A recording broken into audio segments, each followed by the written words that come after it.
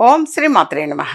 ఈ రాశి వారికి ఈ నెల మొత్తం కూడా అన్ని విధాలుగా కూడా కలిసి వచ్చే అవకాశం ఎక్కువగా ఉంటుంది. క్రయ విక్రయములు అనేవి కూడా చాలా అనుకూలంగా ఉంటాయి. అలాగే వీళ్ళు ఓన్ గా బిజినెస్ చేసేటువంటి వాళ్ళు ఎవరైనా సరే వాళ్ళందరికీ కూడా కలిసి వచ్చే అవకాశం ఎక్కువగా ఉంటుంది. అలాగే కొంత వెసులుబాటుగా ధనము అనేటువంటిది కూడా వచ్చే అవకాశం ఎక్కువ ఉంటుంది. ఉద్యోగ వ్యవహారములు అనేటువంటివంతా కూడా కలిసి వస్తాయి. అలాగే వీరు ఎక్కువగా మంగళవారం నాడు సుబ్రహ్మణ్యేశ్వర స్వామి వారిని ఆరాధించటం వలన వీరికి అన్ని విధాలుగా కూడా కలిసి వస్తుంది. అలాగే శనివారం రోజు ఆంజనేయ స్వామి వారిని ఆరాధించటము వీరు అలాగే మంగళవారము శనివారము ఈ 2 రోజులు కూడా ఆంజనేయ స్వామి వారిని ఆరాధించటం, మంగళవారం ప్రధానంగా సుబ్రహ్మణ్యేశ్వర స్వామి వారిని ఆరాధించటం వలన వీరికి అన్ని విధాలుగా కూడా కలిసి వస్తుంది. అలాగే శనివారం నాడు ఆంజనేయ స్వామి వారికి తమలపాకులతోటి పూజ అనేది చేయటము, అర్చన చేయటం కూడా చాలా మంచిది. అలాగే ఈ రాశి వారు ప్రతిరోజు కూడా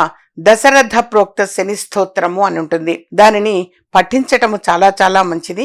ప్రతిరోజు వీలు కాని పక్షంలో కనీసం శనివారం రోజైనా సరే అది చదవటం వలన వీరికి ఆరోగ్యపరంగా ఆర్థిక పరంగా కలిసి వచ్చే అవకాశం ఎక్కువగా ఉంటుంది. అలాగే శనివారం నాడున తమలపాకులతోటి పూజ చేయటం ఆంజనేయ స్వామి వారికి, అలాగే ఏదైనా ఒక ప్రసాదాన్ని ప్రిపేర్ చేసి అది నైవేద్యం పెట్టటము, అంటే రవ్వ కేసరి, ప్రధానంగా రవ్వ కేసరి అయితే చాలా చాలా మంచిది. అది చేసి నైవేద్యం అనేది పెట్టించి కొంతమందికి ప్రసాదాన్ని పంచటం వలన కూడా వీళ్ళకి దుష్టగ్రహ పీడలు అనేటువంటివి తొలగిపోయి సుఖశాంతులు కలిగే అవకాశం ఎక్కువగా ఉంటుంది. విద్యార్థులకు కూడా ఈ మాసము అన్ని విధాలుగా కలిసి వస్తుంది. ప్రధానంగా ఆరోగ్యపరంగా కలిసి వస్తుంది. చదువులో రాణించగలుగుతారు.